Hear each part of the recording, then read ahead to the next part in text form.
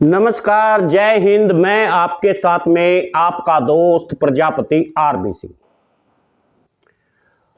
प्रजापति समाज के साथ योगी आदित्यनाथ की सरकार में जितने कुकर्म किए गए उतने कुकर्म आज तक कभी नहीं किए गए होंगे। लेकिन प्रजापति समाज है कि समझने को तैयार ही नहीं है, मानने को तैयार ही नहीं है। भारतीय जनता पार्टी की सरकार में प्रजापति समाज का हक और हिस्सा छीना गया। भारतीय जनता पार्टी की सरकार में 5-5 लोगों को जिंदा जलाया गया। भारतीय जनता पार्टी की सरकार में नाबालिग बच्चों के साथ में दुष्कर्म किया गया। लेकिन प्रजापति समाज के लोगों की नींद टूटने का नाम ही नहीं ले रही है। आखिर कब तक धर्म के नाम पर राजनीति करते रहोगे?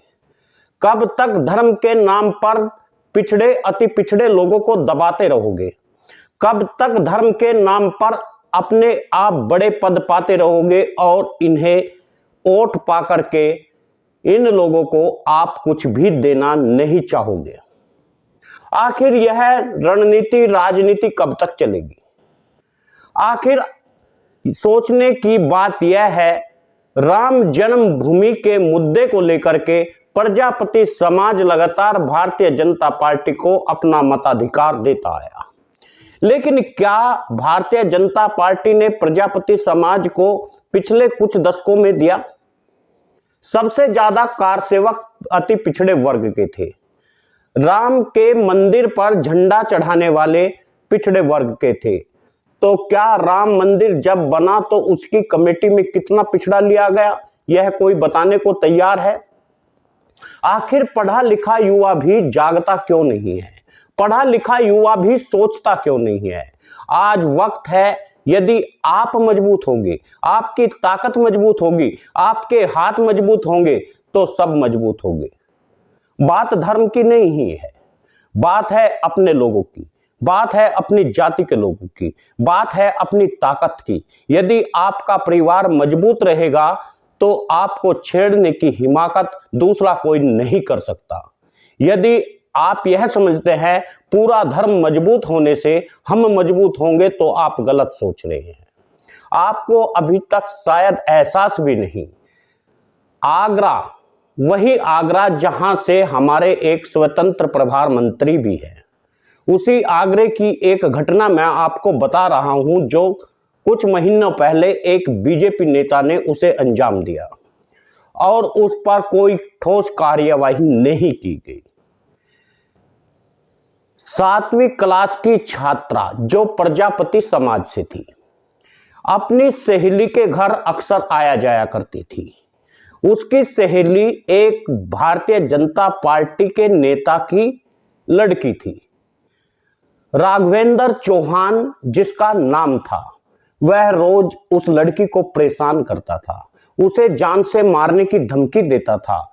मृतका के परिवार वालों ने ऐसा आरोप लगाया और उस जाहिल इंसान ने, उस दरिंदे ने उस बेटी के साथ में रेप किया, और जिससे दुखी होकर के वह लड़की जिसे सहन नहीं कर सकी और उसने अपने जीवन को त्याग दिया, अपने जीवन की लीला को खत्म कर दिया। मगर हमारे समाज के लोग यह जानने को तैयार हुए और न ही इस पर कुछ बोले। उत्तर प्रदेश की यह घटना थी। आगरा में सहेली के बाप का काला कारनामा उस समय सामने आया जब वह नाबालिग सहेली को जाल में फंसाया गया, मानसिक और शारीरिक शोषण किया गया, ब्लैकमेल किया गया और इस हद तक ब्लैकमेल किया गया कि पीड़िता ने अपनी लीला को, जीवन लीला को समाप्त कर लिया। जब यह जानकारी परिवार वालों को हुआ तो कोहराम मच गया और इसकी वजह तलाशने में तमाम परिवार, मोहल्ला, पड़ोस और हर कोई इसी बात पर लग गया कि यह पता होना चाहिए आखिर उस छोटी सी बच्ची जिसकी उम्र मात्र 14 साल थी, उसने अपनी जीवन लीला को कैसे त्याग दिया।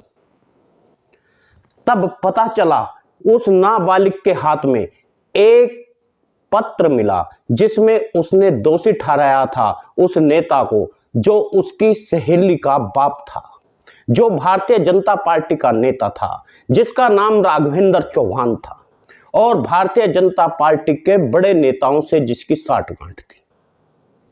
लेकिन हम जागेंगे नहीं, हम सोचेंगे नहीं, हम तो यह सोच रहे हैं आखिर अभी तक हमारे साथ में कोई अत्याचार नहीं हो रहा, क्योंकि हमारा मानना है हम धर्म की लड़ाई लड़ रहे हैं, हमारा मानना है हम अपने धर्म के बचाने पर लगे हुए हैं। लेकिन जो आपके धर्म के भक्षक है उन्हें कौन पकड़ेगा, उन्हें कौन जेल में डालेगा, उनके घर पर बुलडोजर कब चलेगा?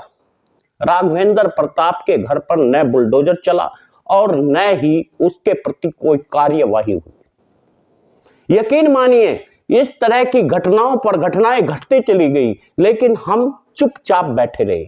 और भारतीय जनता पार्टी की आईटी सेल की मजाल तो देखिए, यदि ब्रजभूषण पर कुछ पहलवान आरोप लगाते हैं तो भारतीय आईटी सेल कहती है ये चिपक चिपक कर फोटो क्यों खिंचवाते हैं। आखिर नेता होता क्या है? जो जनप्रतिनिधि होता है उसके साथ फोटो खिंचवाने की हर किसी को चाहत होती है, तो इसका अर्थ यह है कि वह उनके साथ में उनका शारीरिक शोषण करे। और हमारे समाज के लोगों को भी देखिए, वे किस तरह से ब्रजभूषण के साथ में खड़े हो जाते हैं।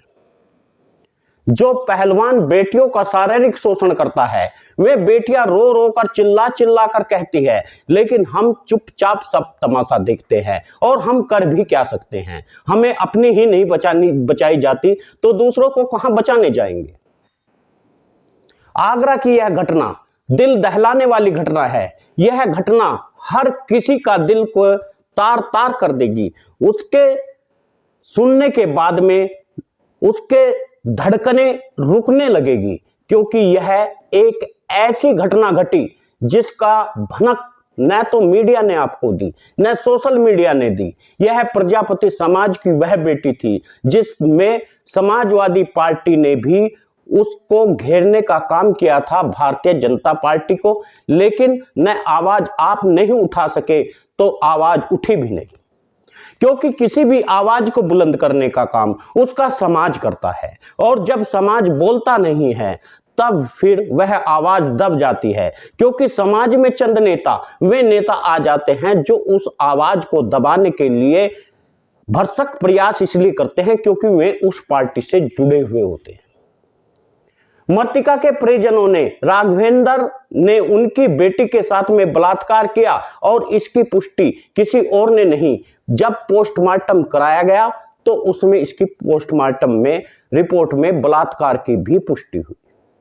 और मोबाइल कॉल डिटेल के आधार पर पुलिस ने पहले मामले में आईपीसी की धारा 376 और पोक्सो कानून के प्रावधानों को जोड़ दिया।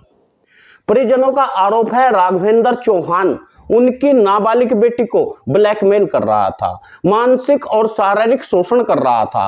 राघवेंद्र चौहान सत्ता की हनक दिखाकर बता रहा था कि उनके सत्ताधारी नेताओं से संबंध है और उनका कोई कुछ भी नहीं कर पाएगा।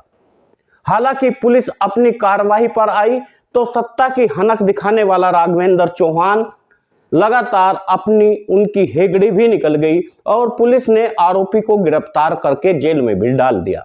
लेकिन जेल में तभी डाला जब विपक्ष खड़ा हो गया। लेकिन बात फिर वही आती है, क्या राघवेंद्र चौहान के घर पर बुलडोजर नहीं चलना चाहिए? क्या राघवेंद्र चौहान को कोई मारने वाला नहीं है? क्या उसका इनकाउंटर नहीं हो सकता? क्या छोटी छोटी बच्चियों के साथ में इस तरह भारतीय जनता पार्टी के नेता शोषण का काम करते हैं, उनके शारीरिक शोषण करते हैं, उनका मानसिक शोषण करते हैं और चुपचाप देखता है तो वे लोग जो मूक दर्शक बने हुए पार्टी में अपना वर्चस्व रखते हुए कुछ बोल नहीं पाते। आखिर कब तक आप धर्म के नाम पर राजनीति से जुड़कर अपना शोषण कराते रहेंगे? कब तक आप अपने समाज को आप किस तरह नहीं इकट्ठा करके आप अपनी राजनीति का वर्चस्व क्यों नहीं कर डालते? आप क्यों नहीं अपने आप को सत्ता का हकदार बताते? आप हारे या जीते, आपका कुछ भी हो, जिस दिन आप अपनी एक वोट को इकट्ठा करके एक जगह डालना शुरू कर दोगे, उस दिन आपकी गुलामी की तमाम बेड़ियां टूटनी शुरू हो जाएगी। और जब तक आप अपनी वोट की ताकत नहीं समझोगे, जब तक आप अपनी वोट को अपनी बहू बेटी की तरह नहीं समझोगे, तब तक आपके साथ में सत्ता की चाबी आने वाली नहीं है। अपने हाथ में यदि सत्ता की चाबी लेना चाहते हो तो एक आवाज पर एक जगह वोट डाल दो, अपने निर्दलीय भाई के साथ में आप वोट डाल दो। आप अपनी कोई भी पार्टी हो, यदि वहां से खड़ा कोई कैंडिडेट है, आप उसे वोट डाल दो। मैं दावे के साथ कहता हूं कि अगली बार आपको हक और हिस्सा मिलना शुरू हो जाएगा। सभी मित्रों से निवेदन है, यदि आप वास्तव में समाज के प्रति जागरूक है और समाज को कुछ देना चाहते हैं, समाज को कुछ कहना चाहते हैं और इस समाज की आवाज बनना चाहते हैं, तो आप वीडियो को शेयर जरूर करिएगा। न्यूज चैनल को यदि आपने नहीं किया सब्सक्राइब, तो सब्सक्राइब कर लीजिए ताकि हम हर खबर आप तक पहुंचा